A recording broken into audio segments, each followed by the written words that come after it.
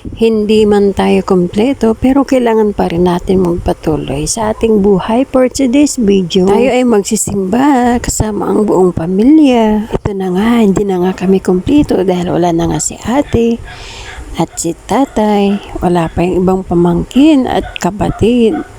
Pero andyan si nanay at mga ibang apo. Congratulations to the newlywed. Welcome to the family sa bagong manugang ni nanay. At sa pinakabunsong apo sa ngayon, dahil hindi pa yan ang pinakabunso, siguradong for sure madadagdagan pa yan. Sa tuwing umuwi kami, ito na nga lang yung pinakabanding namin. Kung may time kami talaga ay magsimba sa Manawag.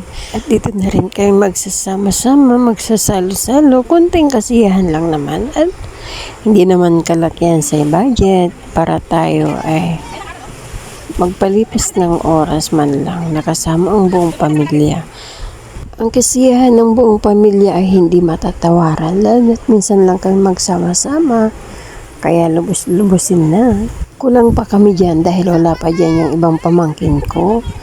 At ang kapatid namin ay hindi pa nakakauwi sa araw na yan. Kaya kami lang muna. Hirap buuin ang pamilya lalo na kapag lahat ay nagtatrabaho na, may kanya-kanyang pamilya na. Minsan lang makapagsama-sama. At hirap talaga mabuo ang pamilya. Kaya minsan lang makapagsama-sama, ini-enjoy kahit sa napakasimpleng paraan man lang ay sumaya. Kapag umuwi ako, hindi ko pa ang may 10 anak. Pero sa totoo lang, ay nag-iisa lang ang aking unika iha. Nag-iisa, pero naagawan siya ng pansin. Katapos namin nagsimba, ay napadayo kami dito sa San Fabian Beach upang mag-happy-happy at magpalipas ng oras, minsan lang sa isang pagkakataon. Na ang kulitan at hindi maiwan ang paiyakan sa mga makukulit nating chikiting. Sa mga pamangkin ko ay kompleto sa pag-uugali yan. May mapang-asar, may mapang-busit, at pasaway. Kaya ang iyak, kasunod na yan sa mga bulilit na naghahabulan ngayon sa dagat. Yang dalawa na yan ay pagalingan mga asara hanggang sa may iiyak na dyan. May mababato ng timbang hawak-hawak sa isa't isa. Ganyan talaga ang mga babies habang sila'y maliit pa, talagang kasama sa kanilang paglakihan ang pagiging pasaway at mapang-asar.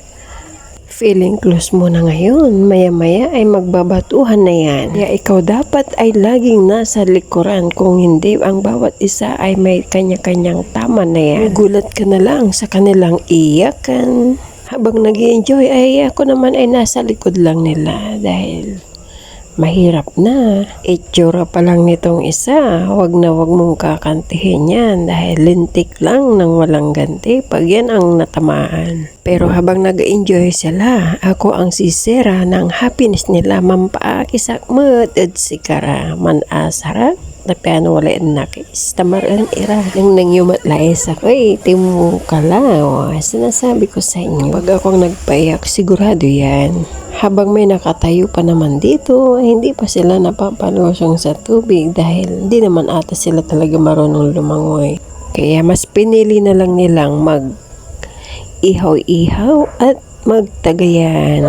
Dahil dito may kantahan, dito ay may kantahan at kalutan. Habang kami ay nandun sa tampisawan, kakulitan ang mga batang pinaiiyak. Dahil sa tagayan ay tayo naman ay hindi lumalaban dyan. Si nanay ay marami na palang ikinalot na bangus, talaba, mamangan kay talaba. Fresh oyster from the sea. Natikman nyo ba yan ng ganyan? Ihaw ng konti, tapos pwede nang kainin, lagyan ng suka at sili. So yummy. Andito na pala yung mga babies, umahon na sandali dahil magkakain na at dito naman sila magkakagulo. Sa pamilya, pagkakaisa ang mahalaga at hindi nag-iinggitan ng bawat isa. At sa pamilya, hindi maiwasan ang hindi pagkakaunawaan. Andyan ang awayan, pero sa huli kayo pa rin ang magtutulungan. Kahit gaano pa karami ang iyong kaibigan, sa hulit-huli, pamilya mo pa rin ang tatakbuhan. Tara na at tayo makikikain na muna. May konting salo-salo ang buong pamilya. Maya-maya ay magkakagulo na. Di pa kumpleto yan ang aming pamilya. May kulang pa. At ang sinanay ang ganogatan mangan. Basta nang nintukay nuwadtan na naksilya lanang. Dating sa kainan ay huwag kang paiiwan kung ayaw mong maubusan. Bukod ang dalawang pasaway, sila ay nasa taas kasi nanay ay pakaway-kaway. Arami duaran magulo. Akal moray balibalin pwesto. Surob day tagay insan ira kaway-kaway. Nakar day tagay delikado balat tampano si sagay. Look sa unton ang taboy. Alis tequila bat ditad sa ratay dua.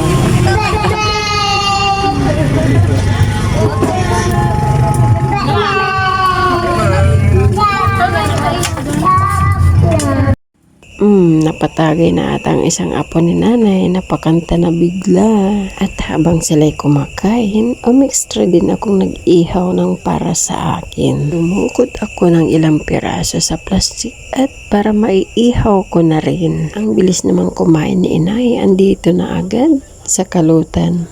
Pagkatapos nilang kumain, nag-ihaw pa rin ng kanilang maipupulutan at kanya-kanyang dukot sa talabang na iihaw ni nanay. Yan guys, lalo na pag may suka at sili.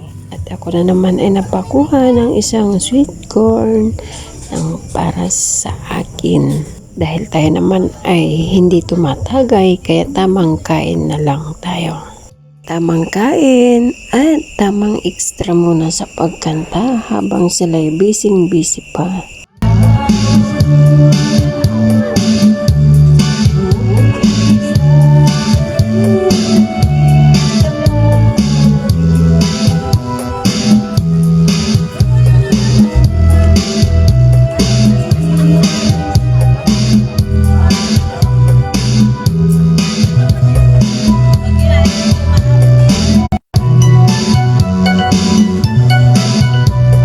Yun na nga, pagalingan sila ng pukpuk dito, pukpuk doon sa talaba para makakain sila. Kung hindi ka marunong ay logika.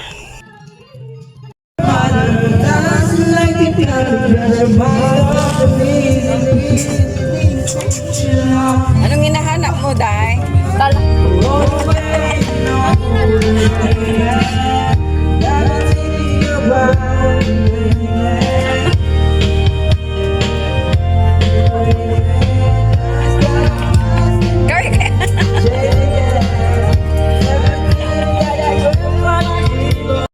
Ay, kawawang talaba, hindi na tinigilan at pinanggigilan na.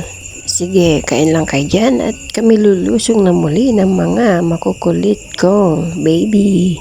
Kahit sobrang init ay lumusong kami. Talagang mapapatakbo ka sa sobrang init.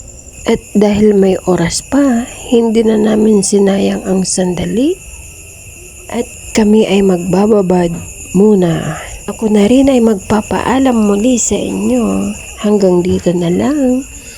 At maraming salamat lagi sa inyong walang sawang suporta at pagmamahal. Ingat po tayo lagi. Bye! Mamaya, malakas na yung alon.